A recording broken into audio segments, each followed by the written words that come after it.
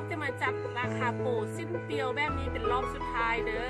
รอบสุดท้ายสำหรับโปรสิ้นเปียวเป็นสิ้นไม่มอนเนาะตัวนี้เนาะมอนย้อนลูกพระบางและตีนคำฟันญี่ปุ่นเนาะสิ้นงามๆแบบนี้ราคา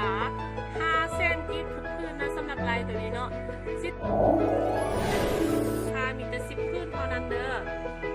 ถ้าลูกค้ามักเป็นแคปรูปแล้วก็อินบ็อกซ์5 แม่ค้าเลยเนาะแคปรูปแล้วอินบ็อกซ์5 แม่ค้าเลยเด้อลูกค้าค่าส่งมันเริ่มต้น2,000 กีบเนาะเริ่มต้น2,000 กีบทั่วประเทศลาวเนาะถ้าว่าลูกค้าเอาส่งฟรีเนาะซื้อซ่องอื่นแมนแม่ค้าฝากให้ฟรีเนาะแคปรูปแล้วก็อินบ็อกซ์5 แม่ค้าเลยเนาะที่นี่จะเป็นซี่งามๆเนาะที่เอาเป็นโอรสครีมนิดนึงเนาะแคปรูปแล้วอินบ็อกซ์มาเลยเด้อลูกค้าสินค้ามีจำนวนจำกัดเด้อลูกค้าสินค้ามีจำนวนจำกัดเนาะตัวนี้จะเป็นลายออกใหม่เด้อลูกค้าแม่ค้ามาปล่อยนะเป็นซี่กลมกลืนเนาะงามๆแบบนี้เรียบรูดูดีเนาะลูกค้าเรียบรูดูดีทุกพื้นเด้อลูกค้าแคปก่อนได้ก่อนเนาะ5 เซนกีบแคปก่อนได้ก่อนสินค้ามีแต่10 พื้นเนาะตัวนี้เนาะ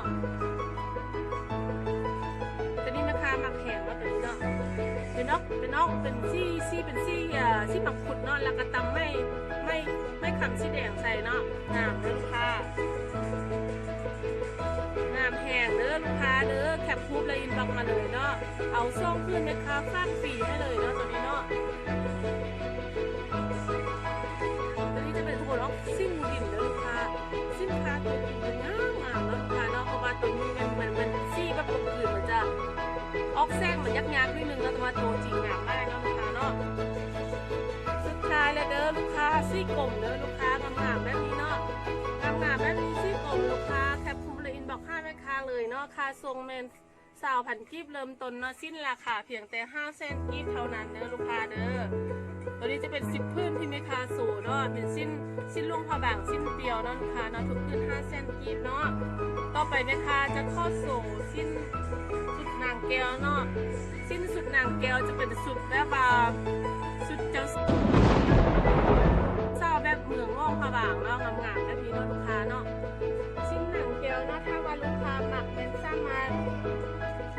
จับคูปแล้วก็อินบ็อกซ์ข้ามมาทำข้อมูลเพิ่มนำแม่ค้าเลยเนาะตัวนี้จะเป็นผ้าเบียงงามๆแบบนี้เนาะจะมีสิ้นแล้วก็ผ้าเบียงแล้วก็จะมีแคบงามๆแบบนี้เนาะลูกค้าหมักมาแคปคูปแล้วก็อินบ็อกซ์ข้ามแม่ค้าเลยตัวนี้เนาะแม่ค้าจะปล่อยราคาพิเศษให้ค่ะอินบ็อกซ์มาตัวนี้เนาะแม่ค้ามาสู่ของงามเนาะ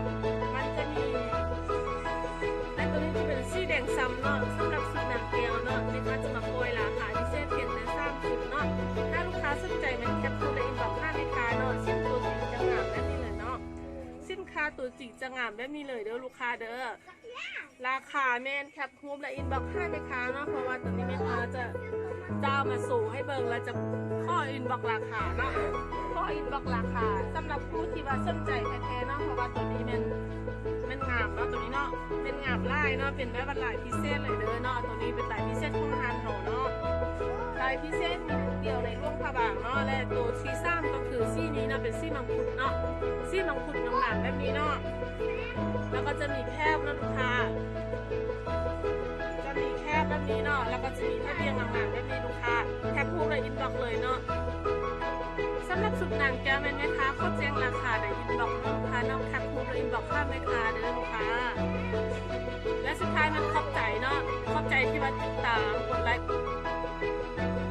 แม่ค้ามี2 สาขาเด้อลูกค้ามี2 สาขาเนาะสาขาหนึ่งมันอยู่ร่องพระบางห้างโซคดีท่าไม้อยู่ตลาดดาราส่วนสาขา2แมนอยู่ที่ทานาแรงนครลุ่งเวียงจันทน์เนาะบ้านดงโพซี่เส้นทางรถไฟเงินซี่เถาซ่องซันเนาะเป็นสาขา2เนาะเข้าใจทั้งหน้าที่ติดตามในอุดหนุนนะบ๊ายบาย